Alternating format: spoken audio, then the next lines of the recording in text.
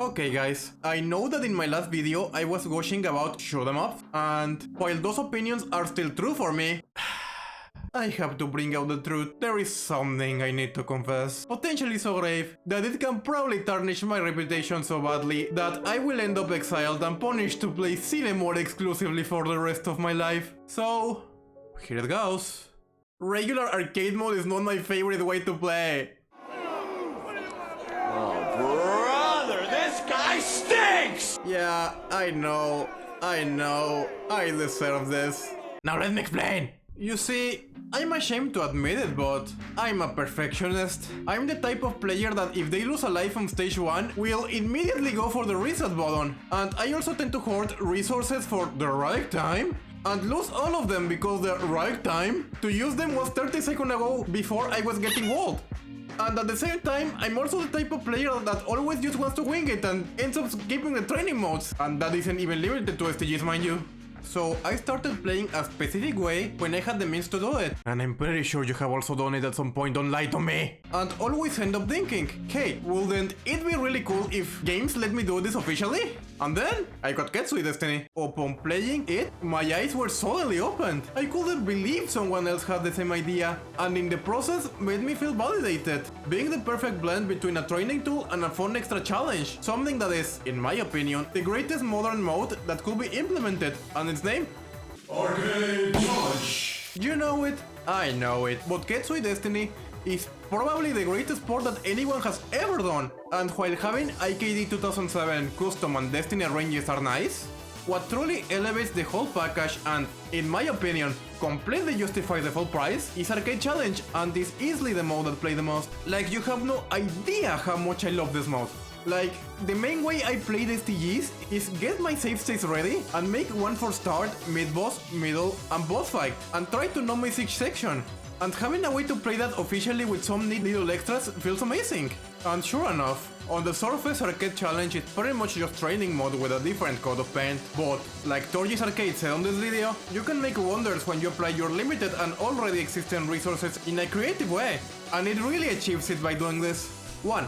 Adjustable and gradual difficulty settings. One of the charms of this mode is that you're not forced to tackle the sections at the original / hardest difficulty available from the get-go, but you can ease yourself up towards it on 10 whopping difficulty levels, each one being slightly harder than the previous one, so it lets you get comfortable with parries until you feel ready to jump towards the next step. And the best part, you're not even forced to play the easiest levels if you don't want to, since you always get the option of skipping everything that is in the hardest difficulty from the beginning if you're feeling confident. Honestly, it will have been more than enough if they stuck to 3 or 4 difficulty settings depending on how many of them are available on the base game, but going the extra mile helps a lot and is a welcome addition. 2. Rewinding upon that. One of the most annoying things of other training modes is the fact that if you die and want to try that portion again without missing, you have to restart either the whole fight from the beginning, or even worse, the whole damn level. The rewinding upon that, while not fixing it on its entirely, alleviates it heavily, due to returning you to a place you most likely want to be in to ram headfirst into the fray again, and actually forcing you to nail that section that is giving you trouble. 3. As punishing as you want it to be. Arcade Challenge has 2 main practice modes, Normal and Spartan.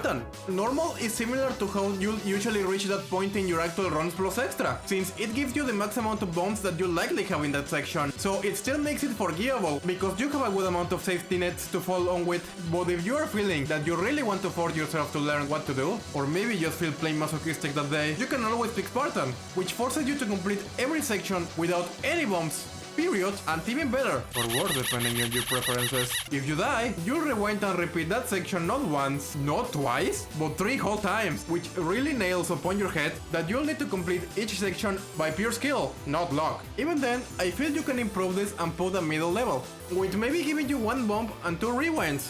So it still feels that you have something to fall off on in the case of a dire situation, but you still have to think about the consequences of pressing that button, because maybe the actual part where you actually want to bump is later down the line. 4. Actual bragging rights. Sometimes the smallest thing can make things go really far, and the fact that you're actually rated on your performance with medals makes the experience actually give you some extrinsic motivation to play the mode. And while bronze and silver medals are relatively easy to get, golds are elusive, since you are required to both play on the hardest difficulty available and neither dying nor bombing during the whole try, giving you the opportunity to show everyone else that yeah, you're the real deal. So yeah, sure, that's what they do, and you probably already knew that. But what benefits does it actually bring that make it so cool?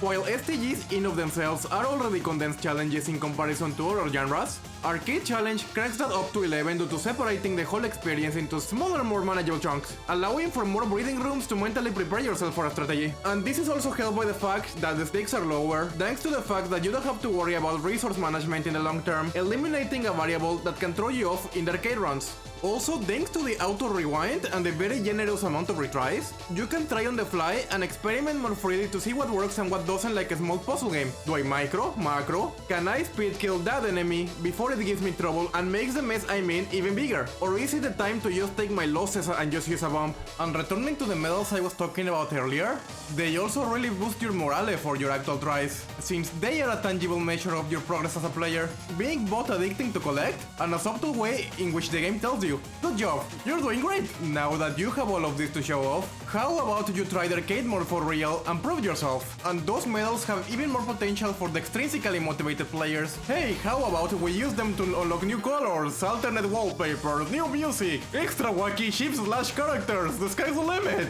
So, there is also a small elephant in the room. Not every game can implement it exactly, since they may rely on some mechanics that don't really gel with that very well, without tinkering with some variables. In conclusion, I love this mode. It can be really good to close the gap. More games should have it. Where's my damn Psycho Arcade Challenge? Okay, I swear I'm not an STG on the channel. It just so happens that I feel like this topic is like the perfect continuation for the last video I did. I might continue with another topic on the genre next time, but I will need to do my research and see if it actually works or not. So that's what I think about it. If you want to add anything else, you can write it down in the comments, and see you guys later. Ciao!